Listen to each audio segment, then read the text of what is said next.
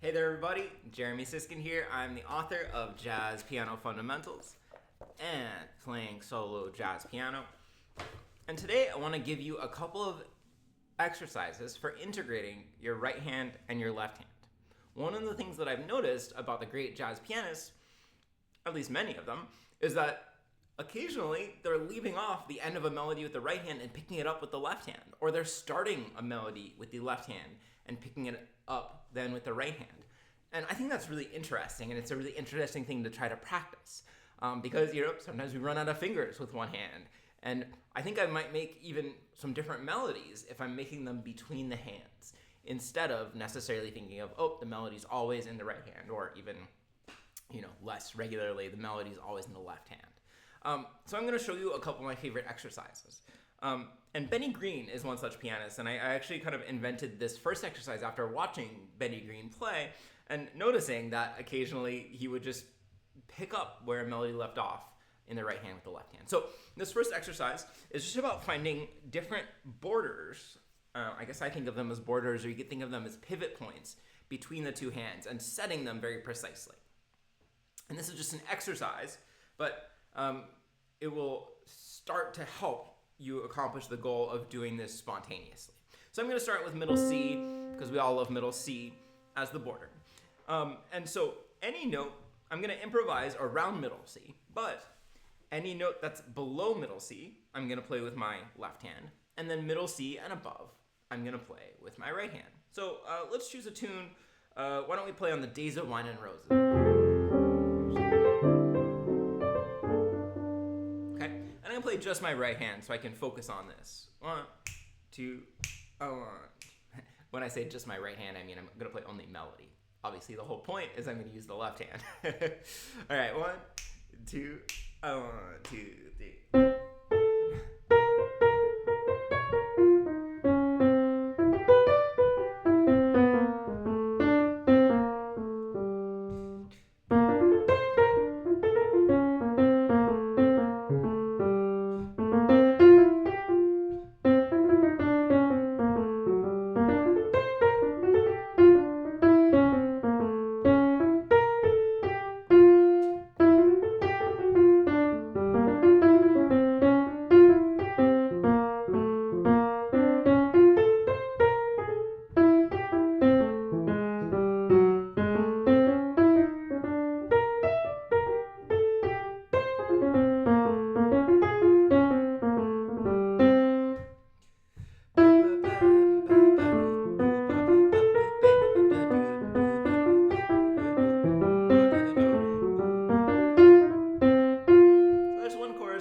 Days of Wine and Roses. I think I messed up one time and used the left hand to play a middle C, but hopefully nobody's gonna sue me.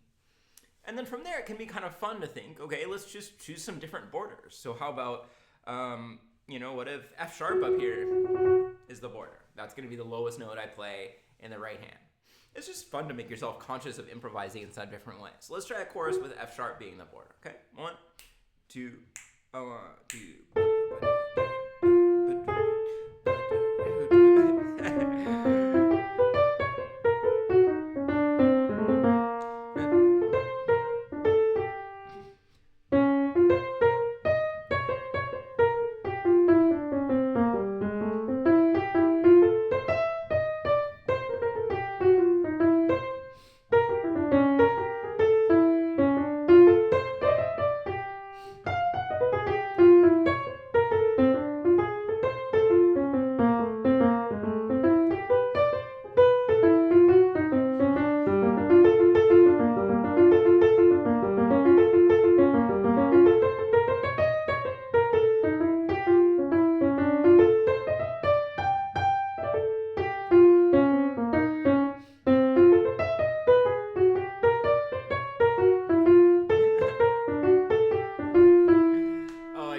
Up a little bit at the end. You saw that I grabbed some of these notes right around F and F sharp with the wrong hand. But in the end, that doesn't matter that much. It's just an exercise to get you thinking in a different way. And then what you could do is you could do the same thing, but try to add some comping in the left hand. So now your left hand's got to be kind of ready to move over from comping, and it could be, for solo piano, or it could be for a trio. Totally up to you based on your preferences. And then move over and cover that melody. So, let's go back to having middle C as the middle point.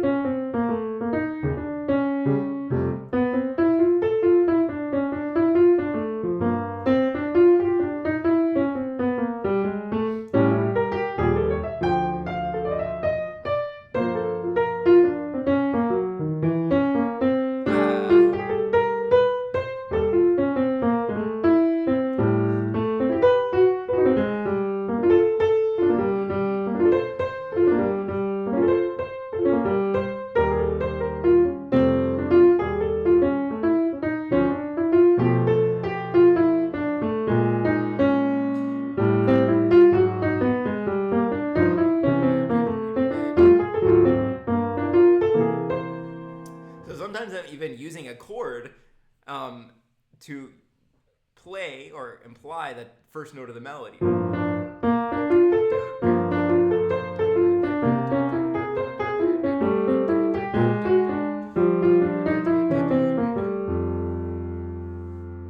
If you want to get really creative with this, I always take exercises one step too far. So hopefully this isn't like way too far for you. But if you want to go a little wild, you can make a bottom and top boundary, and then your hand's gonna cross over. So for example, I'm only gonna play with my right hand between these two C's. Anything above, I'm gonna cross over with the left. Anything below, I'm gonna play with the left. So, just to give you an example, 1, 2, 1, 2, 3, 4.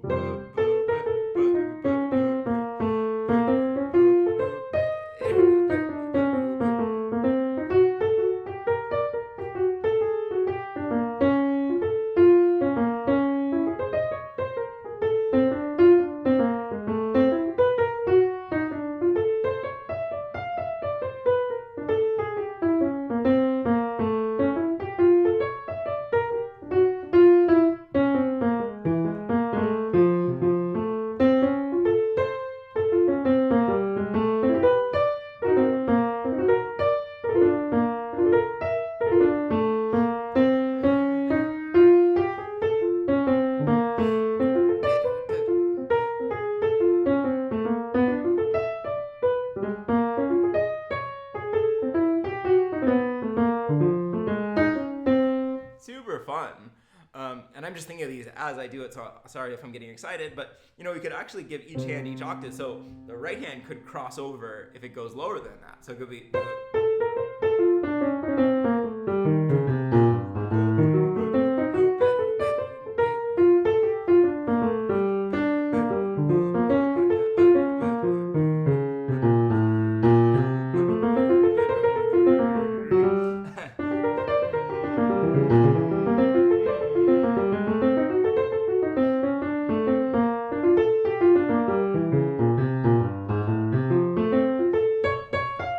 So then you never really actually have to do like a scale kind of finger crossover, cross under, because your hands are just going to be doing all that work.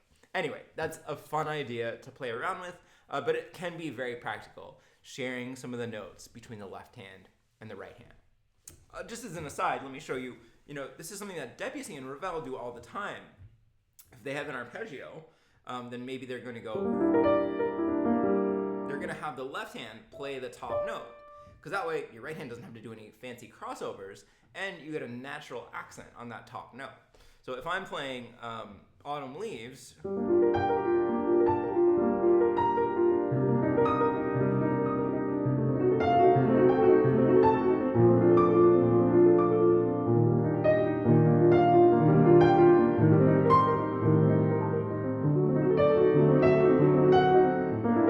right, I can use that left hand crossover, and that's way easier than doing trying to get to that note really fast with the right hand. Anyway, so your other category of exercises is sharing melodies between the thumbs. So I don't think I'd tell you anything new about physiology to tell you that your thumbs are both right in the middle. And if you ever want to make a melody, or, it doesn't have to be like the melody of the piece, it could just be a little fill. One of the nicest ways to do it, because the thumbs can reach so much further than the other fingers, right? Like, it's difficult.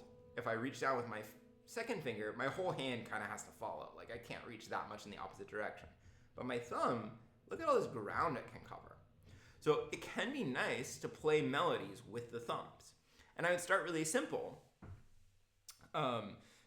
Let's hold a chord and play Mary Had a Little Lamb. Could be...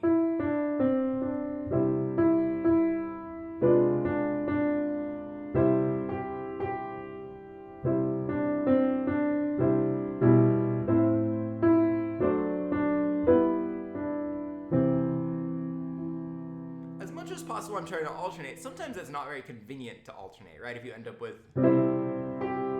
That's pretty awkward. But the beauty of the thumbs is when alternating, you can make it sound pretty legato, right? Let's do that one more time. So I'm going to start with my left thumb this time.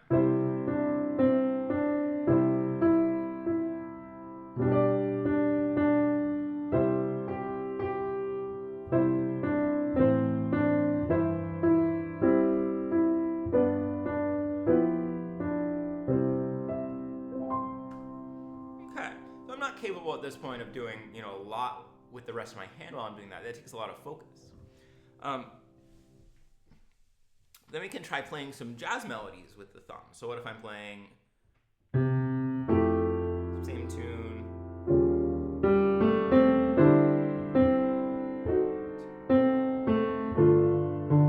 There, it doesn't make any sense to play with the thumb because my second finger's already there.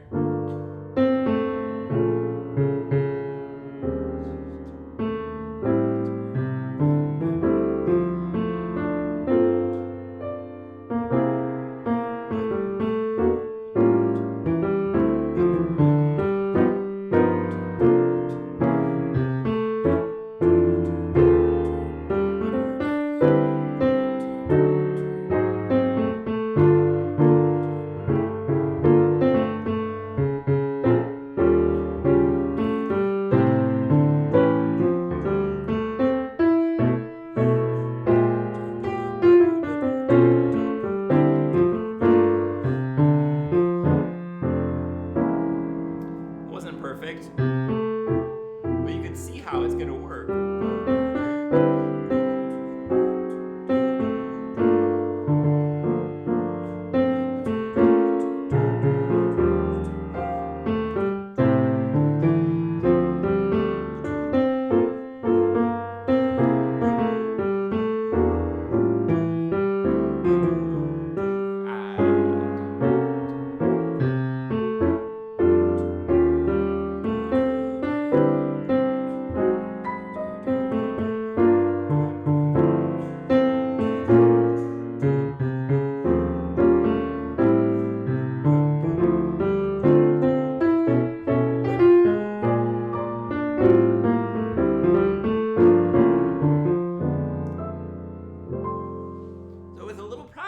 You can actually make that happen. It's not too bad.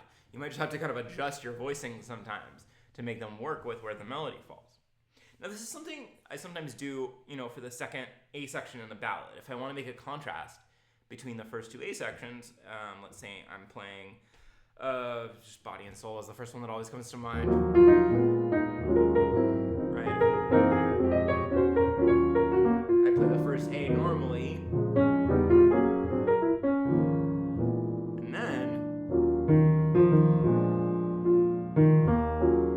It's almost like the first chorus was sung by a female and the second chorus is sung by a male in response. Or I should say the first A section is sung by a female.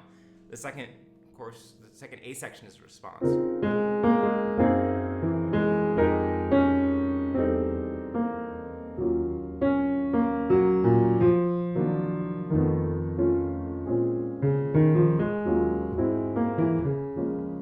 And of course, it's not all thumbs. Sometimes your hand position is just going to be it's going to allow you to use your other fingers effectively for a melody. So don't feel limited by the thumbs.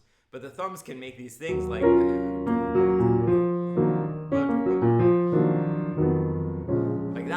smooth and pretty fast too while you play. Nice voicings.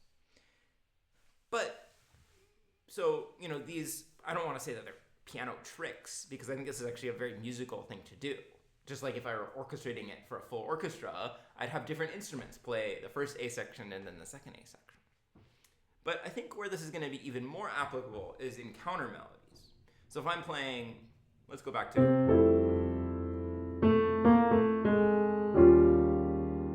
hear that? I couldn't really, I guess I could play that with my right hand.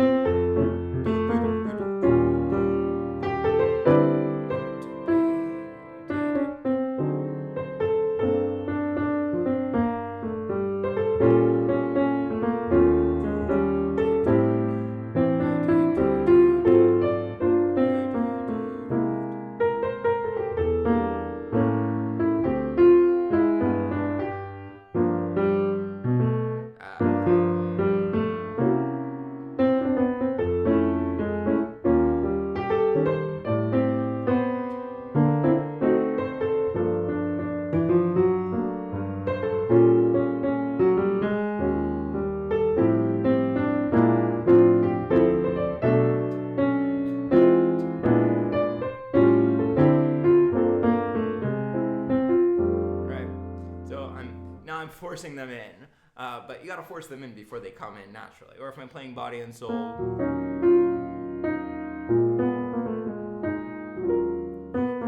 can do that pretty quickly with my thumbs.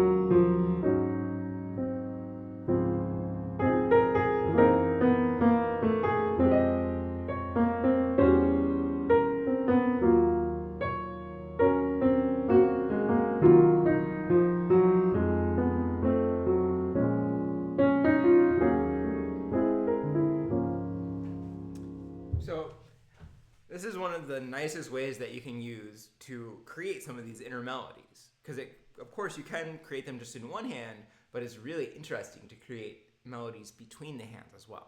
And so I would start with these simple melodies, nursery rhymes or something in the thumbs, alternating whenever you can. And then I would move from there to making some jazz melodies with the thumbs. Figure out how to voice the chords effectively, just like if a bassoon were playing the melody. And then I would try playing some inner line kind of melodies using the thumbs. I appreciate your support. Please buy the books from jeremysiskin.com, Playing Solo Jazz Piano Fundamentals. And like and subscribe to the channel. I'll see y'all soon.